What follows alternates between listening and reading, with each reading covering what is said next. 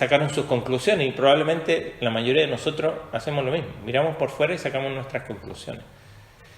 Y pudiera parecer muy banal que a veces pudiéramos hacer nuestras conclusiones mirando solo lo de afuera. Pero resulta que nuestras vestimentas, no solamente las físicas, porque a veces sí, cómo me visto es cómo me ven y cómo me identifican, ¿no? Pero especialmente en lo espiritual. ¿Cuáles son las vestimentas que yo traigo? ¿Cuáles son los ropajes internos que se manifiestan en mi vida externa que sigo cargando en mi vida y de alguna manera van a manifestar cuál es mi identidad? Y comenzamos hablando esta carta acerca de lo que es el propósito de este libro. Pablo quiere formar identidad en aquellos que están escuchando, que son hijos e hijas de Dios. Y que esa identidad está basada en el sacrificio de Cristo, que no se trata tanto de lo que tenemos, sino de lo que somos en Él. Ahora, lo que vamos a estudiar hoy se pudiera usar quizás a la luz de lo que está en el capítulo 2. Porque cuando entramos al capítulo 2 nos recordó lo que era nuestro pasado, ¿no? Pero el contraste con lo que somos ahora. Versículo 10 de capítulo 2 dice que somos hechura suya, creados en Cristo para buenas obras. Aunque antes éramos hijos de ira, estábamos muertos en delitos y pecados, ahora somos hechura suya. Y contrasta esto de lo que era antes con lo que es ahora. Y ahora que comenzamos el capítulo 4, que es la parte práctica de este libro, donde, ¿se acuerdan? Comenzábamos con sentarnos en lo que somos en Cristo, nuestra posición en Cristo, y ahora comienza con el andar, con caminar. Y comienza, os ruego que andéis como es digno. Pero antes de pasar a lo que tenemos que hacer, en lo realmente práctico, ya nos habló Pablo acerca de la importancia del carácter, de la importancia de la unidad, de la importancia del crecimiento en nuestra vida. Y vamos a leer hoy día, del verso 17, vamos a leer hasta el 32, pero vamos a estudiar hasta el verso 24 en el día de hoy. Así que si tiene su Biblia ahí, Efesios capítulo 4, verso 17, en adelante dice: esto pues digo y requiero en el Señor, que ya no andéis como los otros gentiles que andan en la vanidad de su mente, teniendo el entendimiento entenebrecido, ajenos de la vida de Dios, por la ignorancia que en ellos hay, por la dureza de su corazón, los cuales después que perdieron toda sensibilidad, se entregaron a la lascivia para cometer con avidez toda clase de impureza. Mas vosotros no habéis aprendido así a Cristo, si en verdad le habéis oído y habéis sido por él enseñados, conforme a la verdad que está en Jesús, en cuanto a la pasada manera de vivir, despojados del viejo hombre, que está viciado conforme a los deseos engañosos, y renovaos en el espíritu de vuestra mente, y vestidos del nuevo hombre, creado según Dios en la justicia y santidad de la verdad. Por lo cual, desechando la mentira, hablad verdad cada uno con su prójimo, porque somos miembros los unos de los otros. Airaos, pero no pequéis, no se ponga el sol sobre vuestro enojo, ni deis lugar al diablo. El que hurtaba no hurte más, sino trabaje, haciendo con sus manos lo que es bueno, para que tenga que compartir con el que padece necesidad. Ninguna palabra corrompida salga de vuestra boca, sino la que sea buena para la necesaria edificación, a fin de dar gracia a los oyentes. Y no contristéis al Espíritu Santo de Dios, con el cual fuisteis sellados para el día de la redención. Quítense de vosotros toda amargura, enojo, ira, gritería, maledicencia y toda malicia. Antes sed benignos unos con otros, misericordiosos, perdonándoos unos a otros, como Dios también os perdonó a vosotros en Cristo. Oremos un minuto. Señor, queremos encomendarte a ti, Señor, este tiempo, para que tu Espíritu Santo use tu palabra para hablarnos en esta mañana. Te lo rogamos en el nombre de Cristo. Amén. Hoy vamos a ver la primera parte de lo que queremos estudiar, que no se trata tanto de conducta, sino de nueva naturaleza, ¿no? Que no se trata tanto de conducta, sino de nueva naturaleza, de que debemos recordar que esto, a lo que nos llama a andar, no tiene que ver simplemente con lo externo, sino que partimos del hecho de esta idea de que hemos sido regenerados, de que hay una nueva creación, de que hay un nuevo hombre en nuestra vida. Porque si somos honestos, por lo menos yo, si hubiese comenzado a escribir la parte práctica de este libro, hubiese comenzado en el verso 25. Desechar la mentira, hablar verdad, porque es la manera en cómo normalmente abordamos lo práctico en nuestra vida, nuestra conducta. Y no está mal. Eso lo vamos a ver la semana que viene. Pero no podemos llegar ahí sin ver los primeros 24 versículos de este capítulo 4. Como ya mencionamos, la importancia del carácter, humildad, mansedumbre, soportándonos con paciencia los unos a los otros en amor, porque debemos ser solícitos en guardar la unidad del Espíritu, porque ahí está la base de esa unidad, un cuerpo, un Dios, un bautismo, una fe. Y dijimos que esto, ¿para qué es? ¿Cuál es el propósito de esto? ¿Cuál es el propósito de estar unidos? ¿O cuál es el resultado de alguna manera de estar unidos? Es que, según la actividad propia de cada miembro, cada uno de nosotros va recibiendo o va otorgando crecimiento al cuerpo para que se edifique en amor. ¿Recuerda lo que vimos la semana pasada? Entonces, ya está a punto de comenzar en lo práctico, pero aún queda una cosa. Aún queda una cosa, que antes de pasar a nuestra conducta, es que no solamente tiene que ver con nuestro carácter, y hablamos del alma de ahí, le pasamos un video, ¿se acuerda de cómo las implicaciones de esta idea de que todo nuestro ser tiene que ser afectado por la palabra de Dios? Que no solamente que afecta a mi corazón o a mi espíritu, sino que mi mente, mis emociones, mis sentimientos, mi voluntad, aún mi cuerpo. Toda mi alma, esa membrana de nuestro ser, es afectada y debe ser afectada por la palabra de Dios. Entonces, comprendiendo que todo nuestro ser, nuestro carácter, el recordar que somos parte de un cuerpo, por eso la importancia de la unidad, y estamos batallando juntos, eso es el capítulo 6, lo último de esta carta, ¿no? ¿Se acuerda ahí? Tomar toda la armadura de Dios, ¿no? Estamos peleando juntos esta batalla de vivir esta nueva vida, esta nueva identidad que tenemos en Cristo. No lo hacemos solos. El crecimiento se da cuando cada uno, según la actividad propia de cada miembro, ¿no? Siguiendo la verdad en amor, va a crecer no en lo propio, no yo, sino, como dice, va a crecer en aquel que es la cabeza, o sea, en Cristo. Va a haber un crecimiento no solo espiritual, sino que un crecimiento en quien es nuestro Salvador, en que Cristo, como dijimos, está siendo formado en nosotros. Pero hay una última cosa, que la batalla, de alguna manera, para nuestra conducta, no comienza en lo que hacemos. Ya vimos que tiene que ver nuestro carácter, nuestra corporalidad como iglesia, pero también hay una batalla aquí, en nuestra mente. Hay una batalla que se lucha diariamente en nuestra mente. Y esto es interesante porque dice, mire, esto pues digo y requiero. La otra versión que tengo yo aquí, la NBI, dice, así que les digo esto y les insisto en el Señor. Si Pablo él es bien efusivo al hablar, ¿no? Cuando por lo menos lo leemos, Pablo es bien directo. Entonces, cuando él hace un énfasis mayor, es porque esto es importante. Y él dice, les insisto en el Señor. Fíjense, nuevamente la idea, que no, ahora de forma negativa, ¿no? Que no andéis. Dijimos que esta idea de andar es la idea de vivir. Peripateo es la palabra en griego, de nuestro caminar. Y ese peri, ¿de dónde viene? De perímetro, todo lo que tiene que ver con nuestra vida, todo lo que está alrededor de nuestra vida. Toda nuestra vida práctica. Y práctica me refiero a todo lo que sucede en nuestro alrededor. Entonces, no solamente la conducta, sino que el Señor Jesucristo dice, ¿de dónde vienen los malos pensamientos? Del corazón, ¿no? Y obviamente sabemos que nuestra vida funciona así.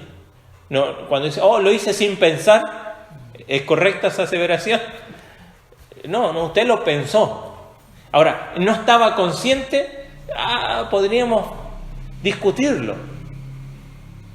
Porque cuando brotan nuestras reacciones, nuestras palabras, es porque hay algo detrás. Están alimentadas por nuestros pensamientos, nuestra mente. Y allí es donde debemos poner la primera barrera. No solamente, y eso lo vamos a ver la semana que viene, en cambiar nuestra conducta y en estar de acuerdo, estar atentos si esto yo lo tengo que hacer o no lo tengo que hacer, sino que aquí, en nuestra mente, que obviamente nuestra mente se alimenta ¿de qué? De todos nuestros sentidos, ¿no? Nuestro tacto, sí, aún nuestro olfato, nuestro gusto, pero particularmente dice que los ojos son de alguna manera la ventana de nuestra alma, de nuestra mente. Y allí es donde estamos batallando una lucha que, como dice más adelante el mismo Pablo, no es contra carne y sangre, sino que es una lucha espiritual. Pero Pablo es bastante clara la división de los versos 17 al 24, porque vemos aquí que el verso 17, 18 y 19, él hace una descripción de lo que es la vida ajena a Dios, y ya la vamos a ver, pero él hace ese contraste allí cuando dice el verso 20, más vosotros, los creyentes, no habéis aprendido así a Cristo, y nos da ahora sí una exhortación, ¿no? Y nos dice, más que una exhortación, porque no son mandatos aquí.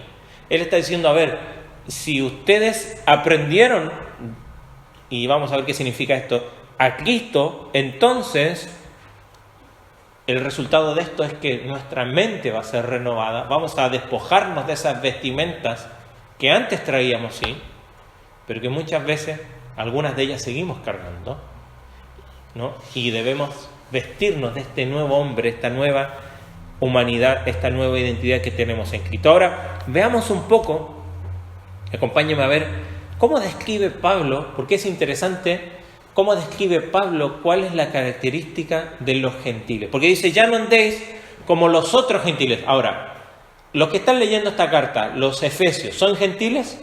Respecto a lo que nosotros comprendemos que significa gentiles. Sí, la Biblia hace una distinción entre judíos y gentiles. Los gentiles son todos aquellos que no son judíos. Ahora, en 1 Corintios Pablo hace una tercera división, una tercera diferenciación. Dice, hay una cita allí cuando dice a judíos, gentiles y la iglesia. Porque ahora la iglesia es esa nueva humanidad. ¿Se acuerda que vimos en capítulo 2? Que es esa nueva humanidad. Ya no hay de judío, griego, de hombre, mujer, libre, esclavo, bárbaro, ¿no? Que eran los de allá bueno, todos los lugares que no eran del Imperio Romano. No importa cuál sea su origen, ahora si está en Cristo, que es la idea de esta carta, es parte de ¿qué cosa? De la iglesia. Entonces hay esa diferencia y por eso cuando él dice más vosotros, verso 20 está refiriéndose a los que son parte de la iglesia. Pero resulta que Pablo le está escribiendo a los efesios. Y si nosotros recordamos la introducción que dimos de esta carta, la ciudad de Éfeso, y googleé cuando llegué a casa, no era una ciudad cualquiera, era una ciudad muy importante, un puerto allí muy importante en lo que hoy día es Turquía, pero ahí en Asia Menor, donde muy similar de alguna manera a la ciudad de Corintio, que también era un puerto, ¿no? Pero particularmente en Éfeso había un templo, uno y muchos altares a Diana de los efesios, o Artemis, que después le llamaron los romanos, que era la diosa del amor. Pero no es que andaban cupidos allí y celebraron el 14 de febrero. No, era un templo donde se adoraba a esta diosa, ¿no? Aparentemente de la fertilidad, ¿no?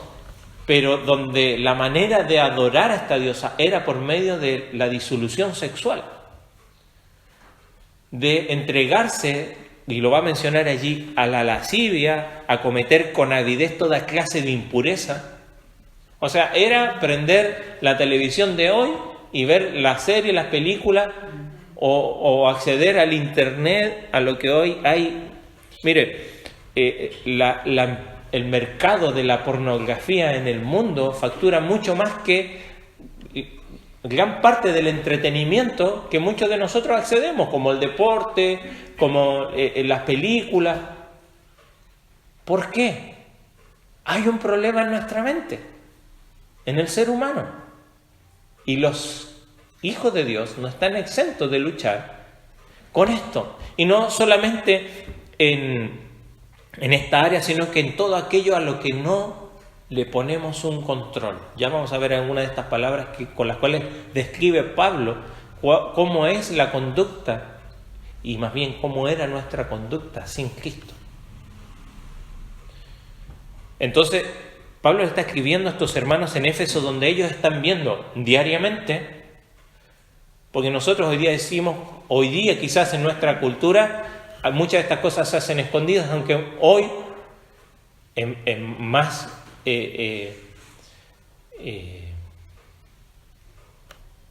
más continuo, es más aceptado que antes, ¿no? Que hoy lo hacen a la vista y paciencia de quien sea, aún a veces de niños pequeños. Hoy día se ha naturalizado la sensualidad del ser humano, porque, a ver, no debemos de olvidar que quien creó la sexualidad es Dios, y Él la creó santa. Esto no es malo. Para que entendamos que lo que Dios creó, y no solamente la sexualidad, sino que muchas otras cosas, lo corrompió el pecado. Y el hombre le ha dado uso, y mal uso, y abuso, por su condición.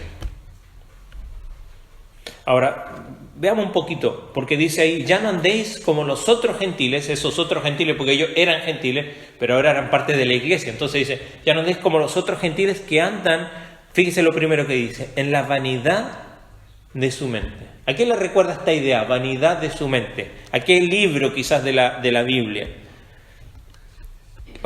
Eclesiastés. ¿Y qué dice Eclesiastés? Los primeros versículos, solamente los primeros versículos. Mire, está ahí Proverbios, Eclesiastés, los primeros versículos de Eclesiastés. Dice, palabras del predicador, hijo de David, rey de Jerusalén. Vanidad de vanidades, dijo el predicador, vanidad de vanidades, todo es vanidad. ¿Qué provecho tiene el hombre de todo su trabajo con que se afana debajo del sol? Y termina, si uno va al final del libro, capítulo 12,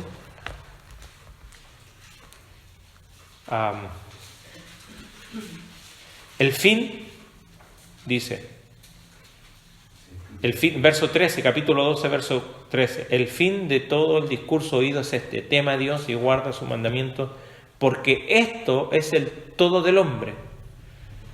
¿Por qué esto es el todo? Porque ninguna cosa, o más bien toda cosa separada de Dios, carece de valor. Y no estoy diciendo con esto que no tiene ningún valor para el mundo, por ejemplo, el avance de la ciencia, el aporte del arte, no es eso. Esto así ha ayudado, pero aquello que tiene realmente un valor que trasciende lo temporal es todo aquello que se hace desde, para y por Dios en nuestra vida. Por eso es que Pablo dice aquí, ya no andéis como los gentiles, porque, estaba el templo de Artemisa allí, o de Diana de los Efesios, pero habían otras cosas también dentro de los gentiles que uno podría rescatar. Pero él no está diciendo que ellos andan, porque aún aquello bueno que el hombre puede hacer, no alcanza para darle un valor eterno. ¿Tiene un valor temporal? Y sí, gracias a Dios por Pasteur, por Fleming, porque hoy podemos estar vivos, ¿ya? Y no nos morimos de la gripe. Pero el valor que realmente tienen las cosas que nosotros podemos hacer es cuando eso tiene una implicancia eterna. Y dice, ellos andan en la vanidad de la mente. La idea de vanidad es la idea de vacío, de hueco, ¿no? estos burbujeros que uno les compra a los niños, ¿no? Cuando están chiquititos uno les hace la burbuja, ¿cierto? Y salen corriendo, ¡ah! Y hasta que, ¿qué pasa? Tocan una burbuja y ¿qué es lo que sucede? ¿Por qué? Bueno, porque ¿cómo está la burbuja? Está vacía. Y muchas veces nosotros también andamos así y realmente el mundo anda detrás de burbujas y pompas de jabón. Alucinados con ella. Cuando uno la ve se da cuenta del montón de colores que tiene, así. Y dice, ellos andan en la vaciedad de su mente. Por eso debemos comprender y recordar que la batalla está aquí, en nuestra mente. Y nos dice, teniendo el entendimiento entenebrecido. ¿Se acuerda qué es lo que dice Pablo en otro pasaje? ¿Quién es el que les ciega el entendimiento? Satanás. ¿Quién cegó el entendimiento para que no comprendan la verdad? Tienen el entendimiento entenebrecido, ajenos de la vida de Dios. Y ahora fíjese, dice, por la ignorancia que en ellos hay, por la dureza de su corazón. O sea, de alguna manera Pablo dice, ellos andan en la vanidad de su mente porque tienen, o teniendo, ¿no?, estos participios, el entendimiento entenebrecido. Y como que Pablo dice, esto como que no queda muy claro, le vamos a poner algo más. Ajenos a la vida de Dios por la ignorancia que en ellos hay. A ver, lo vamos a aclarar más. Como cuando uno empieza a explicar algo a alguien y como que le queda mirando y dice, lo vamos a aclarar. Dice, por la dureza de su corazón. Y esto es clave, porque aquí la palabra que ocupa Pablo es poros o porosis, ¿no? De donde viene esta idea de endurecimiento. Cuando uno se rompe un hueso, ¿no?, y el hueso comienza a solidificar, muchas veces, o cuando, no sé si la palabra suelda, suelda mal, cuando se unen los huesos y queda mal, se forma un callo, que a veces es más duro que el propio hueso. Porque nuestro hueso, aunque no lo crea usted, algunos más y otros menos, son blandos, ¿no? Tienen una cierta... son rígidos, pero son blandos. Pero cuando el hueso, al unirse después de una fractura, muchas veces forma una callosidad, un poro allí, que a veces es más duro que el hueso mismo. Esa idea, esa palabra se ocupaba como un término precisamente para esto. Es la palabra que ocupa aquí Pablo para referirse a esta idea de que tienen el corazón duro, está completamente endurecido. ¿Se acuerda? Ahí en Hebreos, no lo busque, pero si lo quiere anotar, Hebreos capítulo 3. El autor de Hebreos nos recuerda y nos exhorta, dice, cuidado de tener un corazón duro de incredulidad. Y nos hace referencia histórica cuando el pueblo de Israel, después de haber sido rescatado de Egipto, está allí frente y le dicen, tienen que tomar la tierra, y ellos dijeron, no lo vamos a hacer, ahí vamos a morir. Queremos volver a Egipto. ¿Creyeron en Dios para que los rescatara? Y aparentemente sí, pintaron sus dinteles y salieron. Les abrió el mar y ahora Dios les entregaba y decía, bueno, ahora es por fe también la conquista. Y no. ¿Cómo se llega allí? Porque yo me explico, ahora yo no creo que hubiese sido diferente, pero dice, vieron tanta grandeza, vieron tanto poder, tanto milagro. Y llegaron allí, se vieron ahora frente, había gigantes, era una tierra dura, un poco difícil, aunque fluía leche y miel, o sea, iban a tener todo lo que necesitaban. Pero muchas veces nosotros actuamos igual o peor. ¿Cuántas veces nuestra actitud frente a lo que Dios nos pone enfrente es de incredulidad? Creemos a Dios, creemos en Dios, amén, creemos en Él. Pero a veces, como Abraham, aunque Abraham se dice que creyó a Dios y le fue contado por justicia. ¿Y qué le dijo Dios? Que le iba a dar descendencia. ¿Y pasaron los años y seguía creyendo Abraham a Dios? Sí, pero después de un tiempo, la señora le dice, ¿sabe qué? ¿Por qué no le ayuda un poquito? ¿De dónde viene eso? ¿Por qué le queremos ayudar a Dios? ¿Por qué queremos hacer algo en lo cual Dios dijo que Él se iba a encargar. Por incredulidad, ¿no? Y vemos la historia de Abraham. Tomó la sierva de su mujer, tiene Ismael, y eso hasta el día de hoy es para el pueblo de Israel un dolor de cabeza. ¿Cuán duro muchas veces es nuestro corazón? ¿Por qué se vuelve duro? Permiso. ¿Por qué se vuelve duro nuestro corazón? Una de las promesas que tenemos en el Antiguo Testamento para que se cumplen en el Nuevo es acerca de que Dios iba a tornar ese corazón de piedra en un corazón de carne. Y claramente, y por eso es que Pablo va a decir, más vosotros no aprendieron así. Sin embargo, muchas veces, ropajes de nuestra vida anterior hacen que nuestro corazón muchas veces esté duro frente a la obra de Dios. Y eso lo único que genera es incredulidad. Porque cuando hay dureza, ¿cómo se vuelve? Aquí los que tocamos guitarra, en nuestros dedos, especialmente donde pulsamos las cuerdas, se forman callos, aunque ahora están blandos, pero uno ya pierde la sensibilidad. Y eso es un problema, como lo hemos mencionado. Dios nos ha dado sensibilidad para nuestro propio bien, ¿no? Aquellos que pierden sensibilidad en ciertos lugares corren riesgo de quemarse y no darse cuenta, pues se queman igual, no les duele, pero el daño se les ocasiona igual. Muchas personas que conocemos que padecen de diabetes en sus extremidades, especialmente en los pies, comienzan a perder sensibilidad y a veces tienen heridas y están con daños ahí en sus pies, pero como han perdido la sensibilidad, no se dan cuenta. Pero el daño se está haciendo, y claro que sí. Tanto que algunos le tienen que amputar algunos de sus miembros. Cuidado, hermanos, como dice el autor de Hebreos, de tener un corazón duro de incredulidad. ¿Cuántas veces fallamos en no creer al Señor sus promesas y olvidar lo que Él prometió? Como dice ahí, y yendo a Hebreos, dice Hebreos 3:12, mirad, hermanos, que no haya en ninguno de vosotros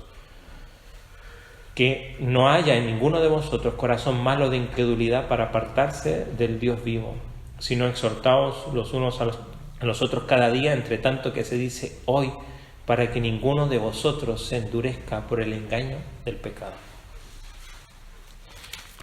Y no sé si a propósito, pero pareciera que esto es progresivo.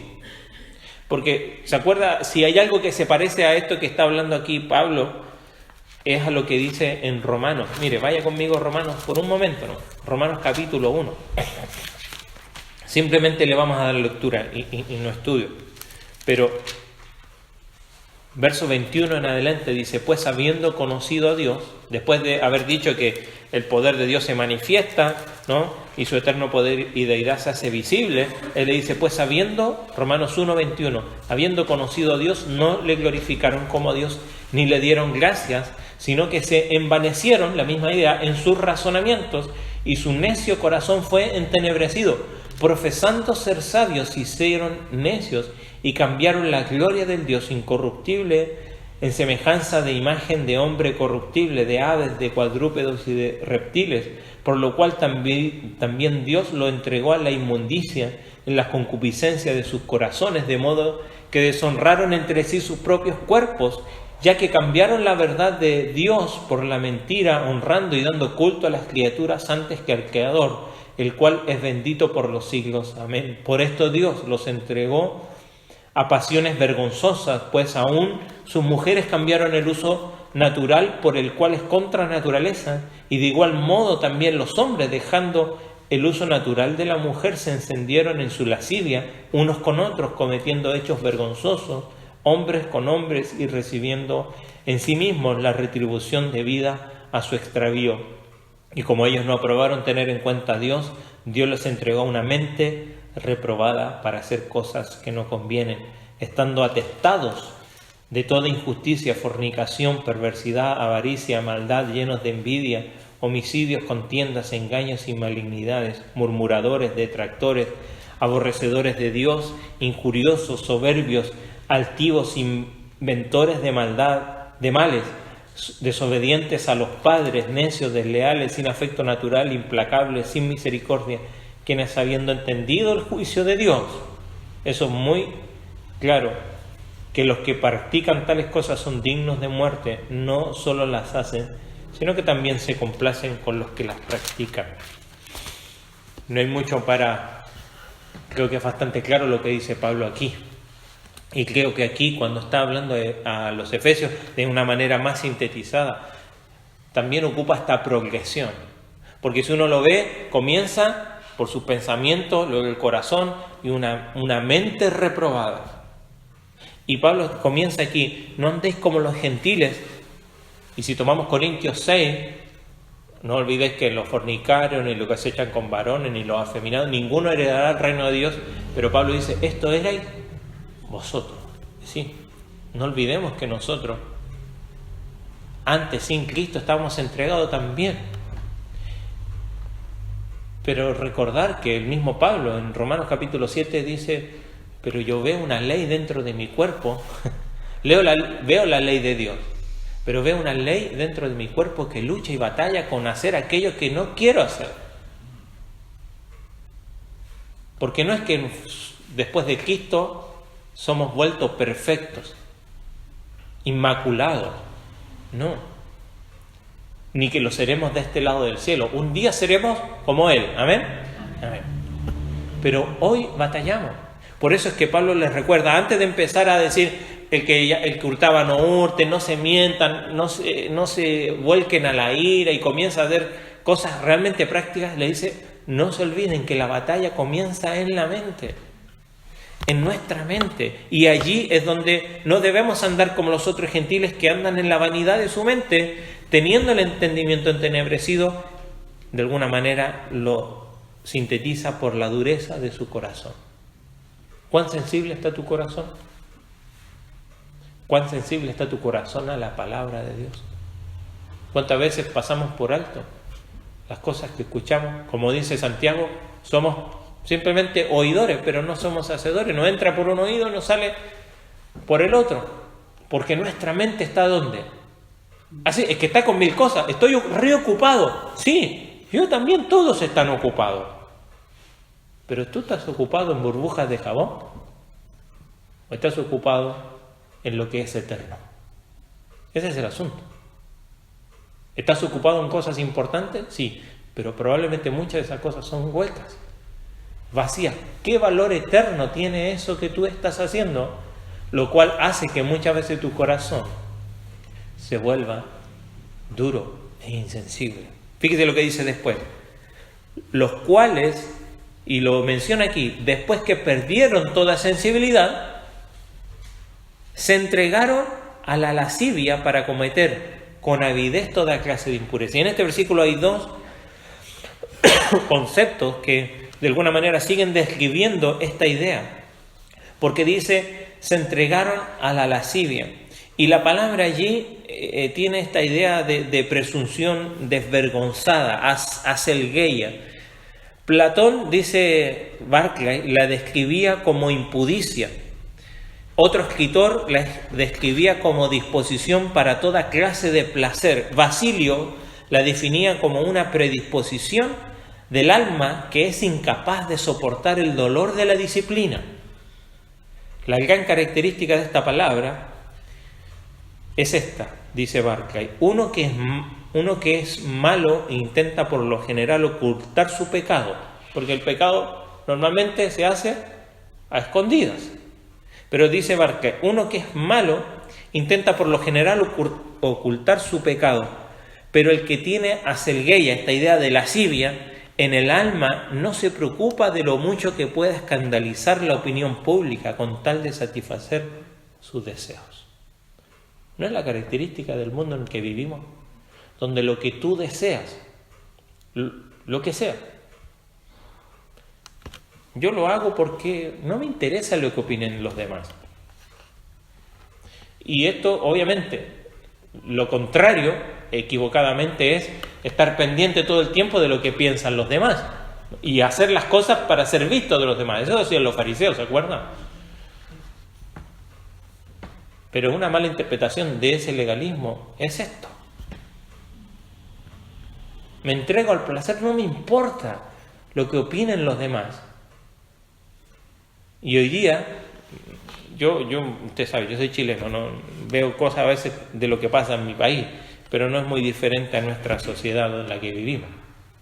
Pero hace poco en una actividad de una escuelita, un aniversario de la escuela, invitaron, como era una actividad de aniversario, invitaron a unas bailarinas, drag queen, no sé cómo se llaman, ¿no? Habían niños de 3 años allí mirando a una mujer, no solamente con poca ropa, sino que haciendo un baile, una exposición aparentemente de arte, porque así le llaman ahora. Es que hay que tener libertad para que todos se expresen, fantástico, pero eso está dañando la mente de niños y de adultos también.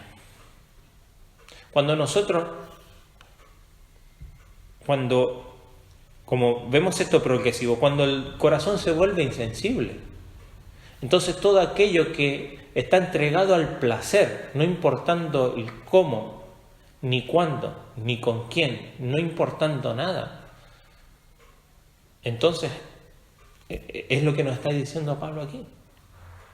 Cuidado, porque el paso siguiente de la insensibilidad es entregarse al placer a cualquier costo, sin control. Me encanta como lo decía allí Basilio, es una predisposición del alma que es incapaz de soportar el dolor de la disciplina.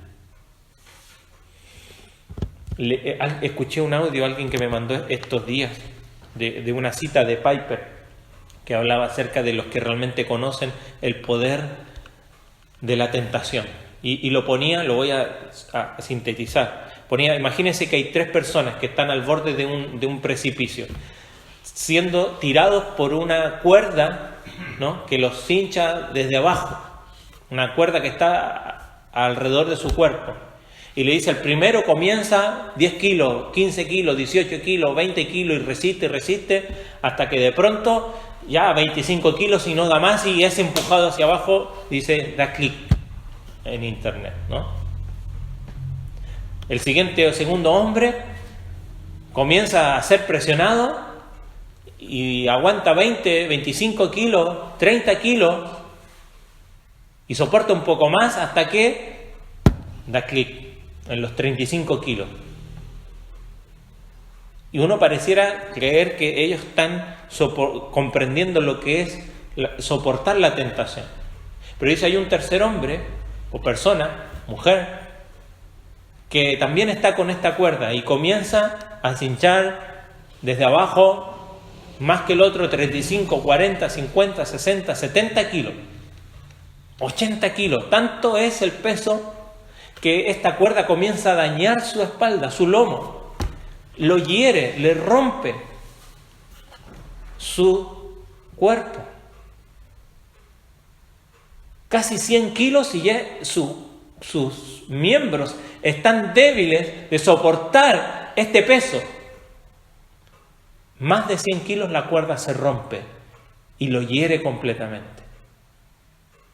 Y preguntaba a Piper, ¿cuál es de ustedes que realmente comprende lo que es soportar la tentación?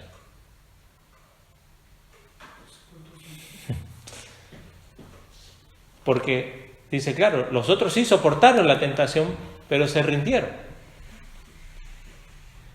Pero la tentación, soportar la tentación te puede causar heridas, sí, probablemente, sí, no es a un bajo costo. Pero el único que comprende lo que realmente es soportar la tentación es aquel que, a pesar de que causó daño en su cuerpo, soportó hasta que esa cuerda se rompió. Y hoy día, para aquellos que vivimos con dispositivos electrónicos, la tentación de estar expuesto a esta clase de cosas que está mencionando aquí Pablo, está allí al borde de un clic. Hoy día ya no es clic, hoy día es scroll, es el internet, el celular, ¿no? No, de pasar de cosas hasta que de repente aparece cualquier cosa allí. Por eso Pablo les dice, ya no andéis en la vanidad de la mente con la que andan los gentiles. Y la tercera cosa que dice ahí, para cometer con avidez toda clase de impureza. Esta idea de avidez, la palabra allí, pleonexia, es esta idea, los griegos la definían como una como una codicia arrogante, como una ansia maldita de poseer, como el deseo ilegal de lo que pertenece a otros. Y obviamente cuando tú quieres obtener algo que no te pertenece, siempre vas a abusar de alguien. Y eso es lo que llega a ser. Y eso es lo que vemos en nuestro mundo hoy. Por eso en el mundo pagano Pablo veía estas tres cosas terribles. Veía los corazones humanos tan petrificados, dice Barker, que ya ni se daban cuenta de que estaban pecando. Veía a las personas tan dominadas por el pecado que habían perdido y olvidado la vergüenza y la decencia. Veía a las personas tan a merced de sus deseos que ya no les importaban los demás, a los que pudieran perjudicar y cuya inocencia destruían con tal de satisfacer sus deseos. Y Pablo le dice, ya no andéis de esa manera. La pregunta es, ¿cuánto nosotros seguimos luchando, batallando o dejando que nuestra mente se vaya detrás de pompas de jabón? Aquí especialmente habla en cuanto a entregarse a la impureza, y lo podemos relacionar con todo lo que tiene que ver con inmoralidad sexual, pero puede ser cualquier cosa que sea vacía. Quizás usted no va a llegar a encontrarse con sentir placer simplemente en algo que tiene que ver con la sexualidad, pero sí en otras cosas, sí con su trabajo, sí con el dinero, sí con el poder de manipular a alguien. ¿Cuáles son nuestras pompas de jabón que nos llevan a que nuestro corazón se endurezca, que nuestros deseos sean satisfechos a cualquier costo, aún de dañar a otras personas, que las conozcamos o no? Mas vosotros, terminemos con esto, no habéis aprendido así a Cristo. Y me encanta esto porque Pablo aquí no ocupa la palabra de aprender, de didáctica, o todas las palabras que tenemos con enseñanza. La palabra que ocupa aquí de haber aprendido viene de matetes, que es la idea del discípulo. Ustedes no han seguido así a Cristo, que es lo que estamos estudiando los miércoles. Porque si habéis seguido a Cristo, dice, si en verdad le habéis oído, por eso dice, verso 21, y habéis sido enseñados por Él, conforme a la verdad que está en Jesús, porque la verdad, ¿dónde está? Está en Jesús, no está en ningún otro lugar, está allí. Entonces, en cuanto a la pasada manera de vivir, despojaos. Yo le contaba, llegábamos sucio a casa, no podíamos llegar y ponernos una ropa limpia encima. Aquí dice, sí, hay que sacarse eso, pero dice, y renovaos en el espíritu de vuestra mente. Y Pablo ya lo mencionó en Romanos. La renovación de nuestra mente, ¿no?, viene ¿por quién? Ya lo va a decir más adelante en capítulo 5. ¿De qué manera se encarga Cristo de limpiar a su iglesia? Es su palabra. Por eso Jesucristo oró, Señor, santifícalos en tu verdad, porque tu palabra es verdad. No me va a limpiar mi conducta, eso lo vamos a ver la semana que viene. No me va a limpiar mi moralidad. Es la renovación de mi mente que va a mantener limpia mis ojos para ver bien cuando voy detrás de pompas de jabón. Pero termina diciendo, vestíos del nuevo hombre creado según Dios en la justicia y santidad de la verdad. Y esto parece ser una ecuación, porque la justicia, ¿no?, y santidad, de alguna manera, tiene como resultado el vivir en la verdad. Somos declarados justos por la obra de Cristo, somos declarados santos por la obra de Cristo, y eso nos hace caminar en la verdad. Por eso, cualquier esfuerzo que podamos hacer simplemente de cambiar una conducta y de cambiar nuestra moralidad, no va a tener efecto en nuestra mente. Va a tener efecto en nuestro cuerpo, en nuestras acciones, aún incluso quizás en nuestras ideas, pero no va a hacer el cambio que realmente para el cual Dios murió en la cruz por ti y por mí. Porque de eso se trata el Evangelio. El Evangelio no se trata para que ahora simplemente tengamos una conducta diferente, sino que el Evangelio nos dice que aun cuando no lo merecíamos, Cristo murió por nosotros, tomó nuestro lugar para que tú y yo tuviésemos esperanza, como leía Alexia temprano, nos hizo renacer para una esperanza eterna. Pero mientras esa esperanza se cumple, estamos siendo transformados, renovados en nuestra mente. La pregunta para que nos vayamos hoy, ya para terminar, es: ¿estoy yo andando como los otros gentiles? ¿Está yendo mi mente en pos de vanidades? Lea Eclesiastés esta tarde y esta semana. Salomón, el hombre más sabio, más rico, más poderoso de todo el mundo, accedió a todo lo que quiso. A todo lo que podía echar mano, echó mano. Y él dice: nada de esto tiene valor. Nada de valor hay debajo del sol. Lo que realmente tiene valor es temer a Dios. Y eso como iglesia lo podemos comprender cuando nuestra mente está siendo, el espíritu de nuestra mente está siendo renovada, refrescada. Antes de ponernos las vestimentas nuevas, nos pegamos un baño, ¿verdad? Es necesario limpiarnos. Por eso nunca debemos olvidar 1 de Juan 1:9. Si confesamos nuestros pecados, homologueo, decir lo mismo, estar de acuerdo con Dios en que lo que Él dice en su Escritura es así, no de acuerdo a los tiempos.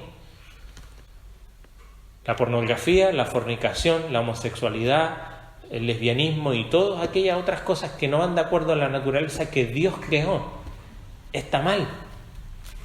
Hacen daño al hombre, al ser humano. ¿Son expresiones? Sí, son expresiones. Pero ninguna de estas cosas trae una bendición a su vida. Como tampoco el poder, el abuso del poder, la manipulación, el dinero, ni ninguna de estas cosas que son vacías. Cuidado de andar en nuestra vida como si no hubiese un cambio. ¿Hay un cambio? Yo espero que esto nos sirva para reflexionar en nuestra vida y ver que Cristo es el que hizo un antes y un después. No es mi trabajo, no es mi matrimonio, no es que fui padre, no es mi situación económica ahora, mi condición social de ahora. El único que hace una división en tu vida, y debe serlo, es Jesucristo. Ahora, despojémonos, sigamos sacando esas cosas. El viejo hombre, como decía alguien, es igual que estas películas, duro de matar. Pero la renovación de nuestra mente se va limpiando y vamos adquiriendo esa ropa que tenemos de Cristo. Creados en Cristo, como dice ya, la justicia y santidad de la verdad. Que esas sean nuestras vestimentas. No para que nos reconozcan como seres moralmente buenos, sino como personas transformadas. Que ese sea el testimonio que podamos dar como iglesia. Pongámonos en pie y demos gracias al Señor. Padre,